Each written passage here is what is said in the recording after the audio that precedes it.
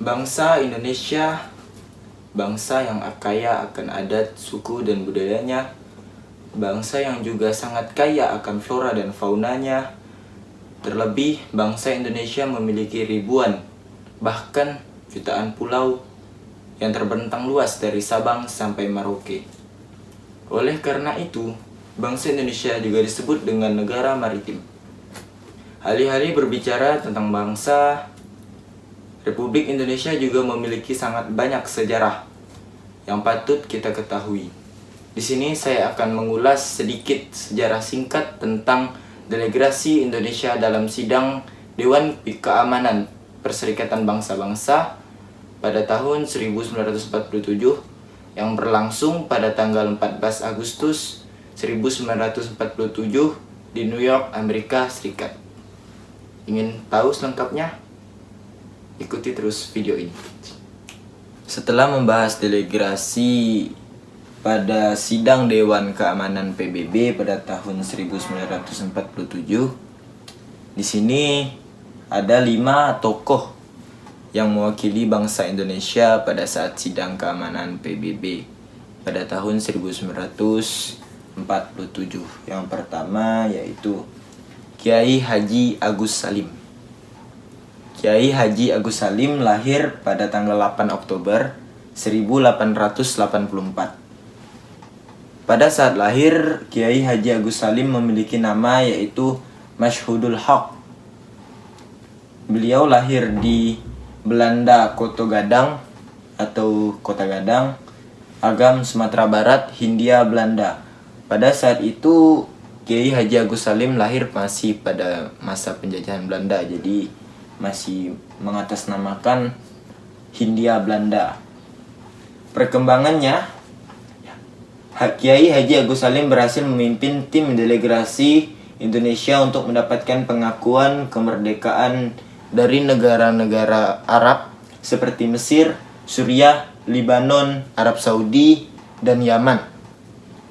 Peran Agus Salim dalam bidang diplomasi bangsa Indonesia dimulai sejak beliau fasih dalam menggunakan bahasa asing. Jadi Kiai Haji Agus Salim ini sangat ahli dalam bahasa asing. Kalau tidak salah saya, beliau menguasai 9 bahasa yang sangat kuat. Berarti walaupun usianya tua, Kiai Haji Agus Salim ini juga memiliki banyak sekali kelebihan, terlebih dalam menggunakan bahasa asing. Dan beliau meninggal pada 4 Oktober 1954 pada umur 70 tahun di Jakarta. Selanjutnya yaitu Sultan Syahrir. Sultan Syahrir adalah seorang intelektual perintis dan revolusioner kemerdekaan Indonesia. Setelah Indonesia merdeka, ia menjadi politikus dan menjadi Perdana Menteri pertama Indonesia. Ia menjabat sebagai Perdana Menteri Indonesia pada hari 14 November 1945 hingga 20 Juni 1947. Kelahiran Sultan Syahrir pada tanggal 5 Maret 1909 di Padang Panjang dan wafat pada tanggal 9 April 1966 di Zurich, Swiss. Selanjutnya ada tokoh Sumitro Djojo Hadikusumo. Profesor Sumitro Djojo Hadikusumo merupakan seorang tokoh ekonomi dan politikus di Indonesia. Sebagai salah satu ekonom Indonesia paling terkemuka selama masanya, Sumitro pernah menjabat sebagai Menteri Perdagangan dan Menteri Industri, Menteri Keuangan, serta Menteri Riset, baik selama era Orde Baru, Orde Lama maupun Orde Baru. Beliau lahir pada tanggal 29 Mei 1917 di Kabupaten Kebumen dan meninggal pada 9 Maret 2001 di Jakarta. Selanjutnya ada tokoh yang bernama Sujatmoko. Beliau juga dikenal dengan nama panggilan Bung Koko. Beliau adalah seorang intelektual, diplomat, dan politikus Indonesia.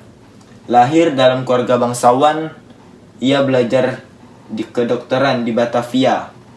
Kelahiran beliau pada 10 Januari 1922 di Sawah Lunto, dan beliau wafat pada 21 Desember 1989 di Yogyakarta. Terakhir, mungkin kawan-kawan belum pernah mendengar ada tokoh Indonesia yang bernama Charles Tambu. Charles Tambu adalah wakil pemerintah Indonesia dalam diplomasi internasional. Meskipun beliau bukan orang Indonesia asli, ia terkenal sebagai salah satu wakil Indonesia pada sidang keamanan PBB yang diselenggarakan pada 17 Agustus 1947. Beliau dilahirkan pada tahun 1907.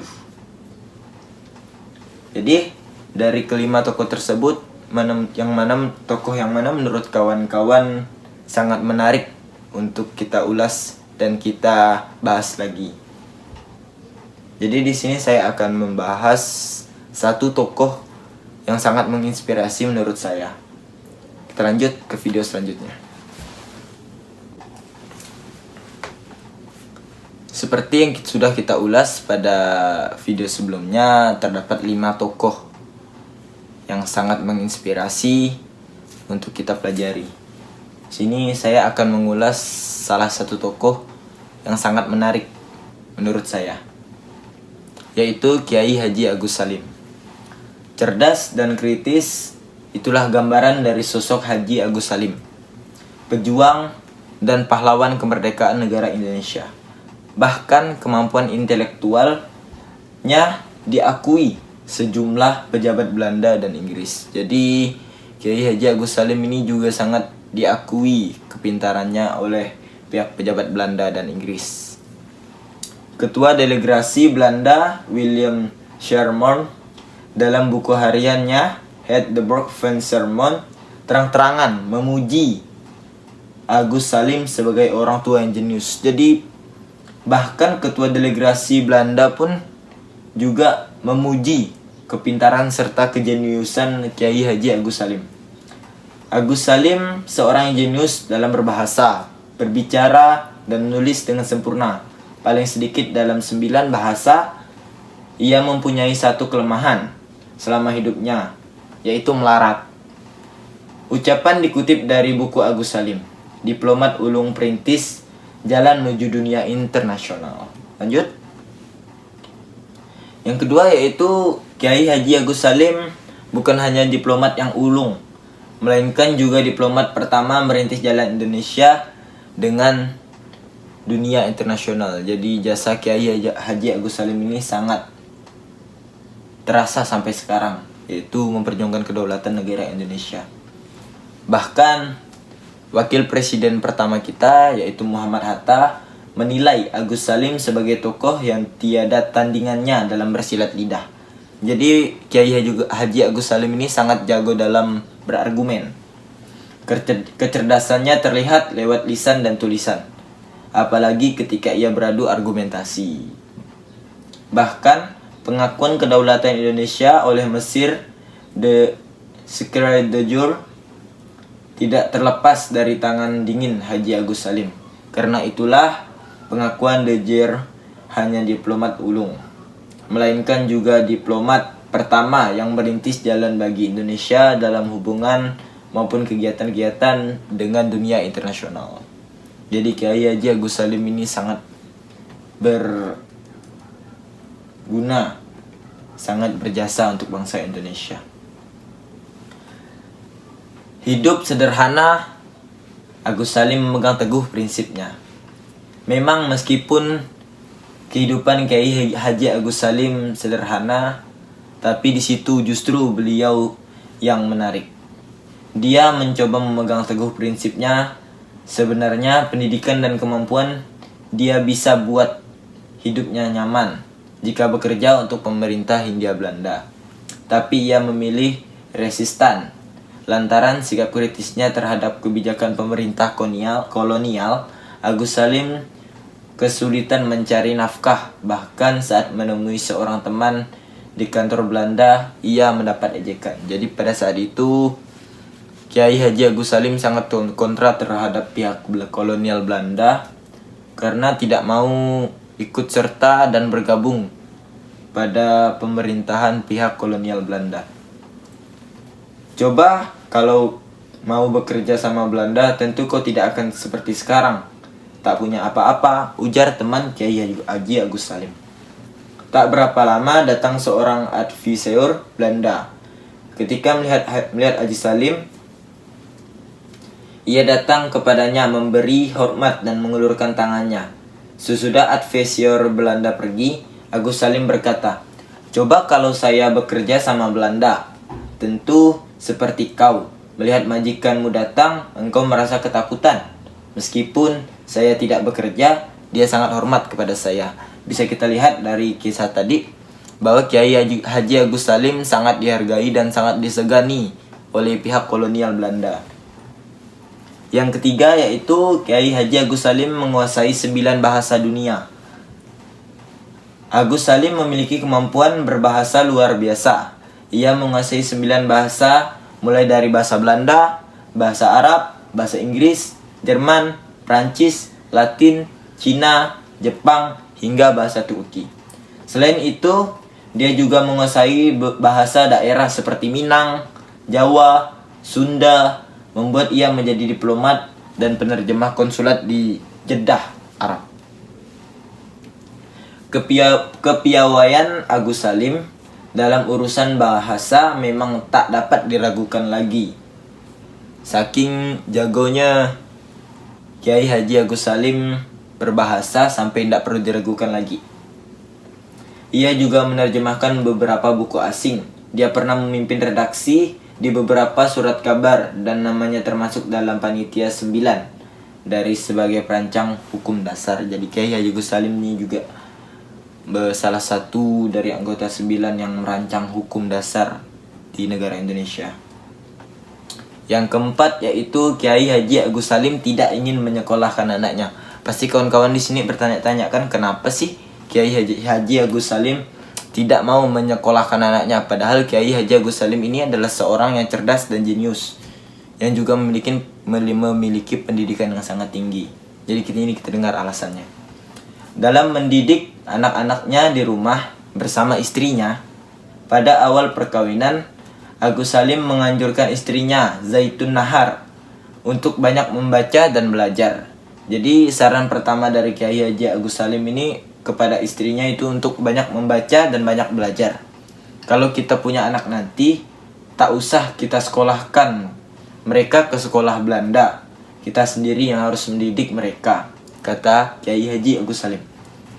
Dari argumen beliau tadi bisa kita lihat bahwa betapa kontranya beliau kepada pihak kolonial Belanda.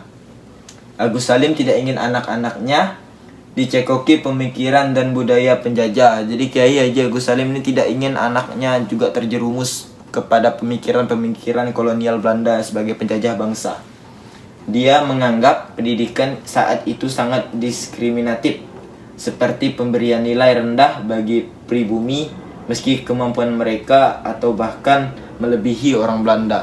Jadi pada saat itu tuh kemampuan bangsa pribumi, orang-orang pribumi itu justru melebihi dari kemampuan orang Belanda. Tapi nilai mereka tuh direndahkan dari pihak Belanda karena orang pribumi, mungkin mereka menganggap remeh orang pribumi. Justru orang pribumi lah yang memiliki kualitas pemikiran yang sangat luas. Lanjut. Keputusan Agus Salim dianggap aneh oleh kerabat dan tetangga sebab anaknya tidak bersekolah formal, padahal dia adalah seorang terpelajar berpendidikan tinggi dengan model pendidikan homeschooling. Anak-anak Agus Salim meraih sukses dalam kehidupannya. Jadi dari kisah Kiai Haji Agus Salim tadi kita bisa melihat bahwa betapa perihnya pada saat zaman penjajahan Belanda. Oleh karena itu mari kita bersama-sama menjaga kedaulatan serta menjaga pertahanan bangsa kita agar tidak kembali terjajah lagi oleh pihak-pihak kolonial Belanda ataupun sebagainya. Untuk kawan-kawan yang sedang berpuasa, selamat menjalankan ibadah puasa. Karena mengingat sebentar lagi Hari Raya Idul Fitri, saya Ade Khairul Arya Putra mengucapkan minal aidin wal faidin, mohon maaf lahir dan batin. Tetap jaga kesehatan. Sekian dari saya, billahi taufiq wal hidayah. Wassalamualaikum warahmatullahi wabarakatuh.